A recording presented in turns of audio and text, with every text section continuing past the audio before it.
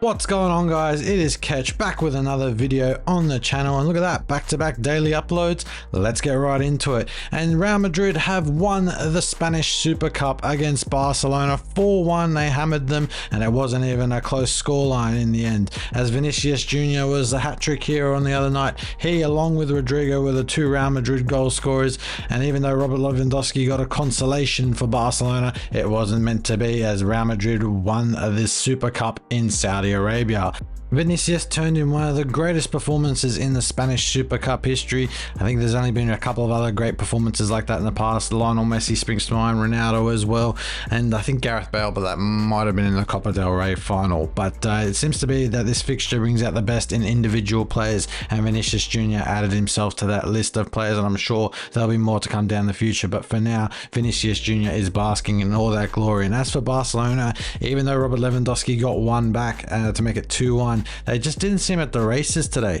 And Barcelona, I don't know what's going on. They've been very, very inconsistent in recent weeks and months, and I think the wheels are starting to fall off there at Barcelona at the moment. And you can tell in the league table they're miles off the pace in La Liga at the moment. They've got a lot of aging players. They've got a lot of decent young players too, the likes of Pedri and Gavi, but it wasn't meant to be Barcelona's night. They even saw Ronald Araujo sent off late on. I think it was around the 74th minute.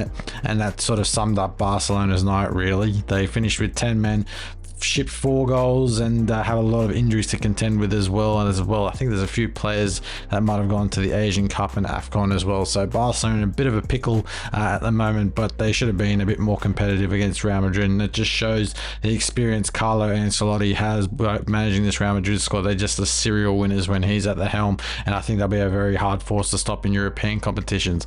One manager who won't be a force, or at least at the moment, is Xavi. He is struggling, and you can tell he's struggling a lot just by the way Barcelona played. It was a lot of fanfare when Xavi came back to Barcelona to manage him, having been such a brilliant player for them for over, I think it was like 15 to 20 years he was there at Barcelona, Xavi, and he came up through the youth system, so he was a popular appointment. But last night's result would have left a bit of a sour taste in his mouth, and he had to apologize to the Barcelona fans for such a dismal performance. Here's hoping Xavi can turn it around, as what I saw but in that game that wouldn't have pleased him very much, but hopefully he is hoping Xavi can turn it around soon. But yes, I do think Real Madrid will be a force to be reckoned with, especially in the Champions League, in a competition that they are just serial winners in. And if anything was to go on last night's performance, they'll be thereabouts this year, probably alongside, it'll probably be a Real Madrid Man City final. I think they're probably the two best teams in the Champions League, but I think Real Madrid might just edge it. They seem to have so much squad depth, it's ridiculous, and they're probably the more neutral favorite, to be perfectly honest. Man City have, different allegations going against them, and no one really likes their dominance at the moment. But with the likes of Jude Bellingham, Vinicius Jr., Rodrigo, Camavinga in midfield, Tchouaméni as well, and like the experienced campaigners, the likes of Courtois, Modric, Casemiro. Oh no, Casemiro's at Man United. Toni Kroos, sorry, I should say. I think Real Madrid are going to do just fine this season, and I'll probably challenge surprise package Girona for the league title in Spain as it currently stands. Meanwhile, in Premier League action overnight, fans at Old Trafford were treated to an enthralling spectacle between Manchester United and Tottenham Hotspur as they played out an entertaining and at times very spirited 2-2 draw at Old Trafford. Now, Manchester United did take the lead twice in this game, but were pegged back twice by Spurs equalisers, and by the time the match ended, I think that was a pretty fair result. Both teams did have chances to win it late on as well, but United will be kicking themselves. They didn't maintain that lead, or grab themselves like a 2-goal cushion, but just seems to be United very inconsistent in their form recently.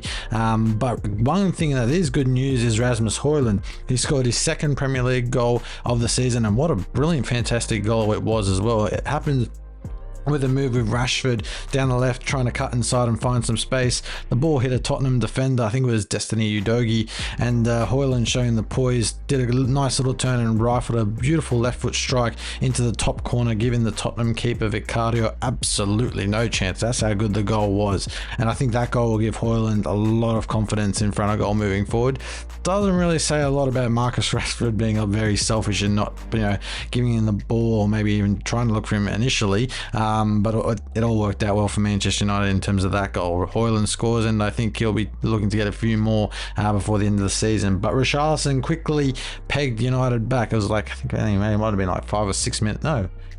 Yeah, it was about, I think around 12 minutes later. I think United scored really early on. I think Tottenham equalised around 20 minutes. Richarlison scoring from a corner, a set-piece delivery, and a nice header nestled into the back of the net to make it 1-1 up until around the 40th minute, I believe it was, when Marcus Rashford scored to make it 2-1 to Tottenham. A lovely taken finish into the bottom corner of the Tottenham goal. And is Marcus Rashford back? That is the question. He definitely seemed a bit more sharp and fired up in the game against Tottenham, but only time will tell, really. I think Rashford's issue is more his confidence. So if he's confident, I think he'll be fine, but he just needs to be a bit more unselfish. I think he'll find that by being a bit more unselfish, that'll help both him and the team moving forward.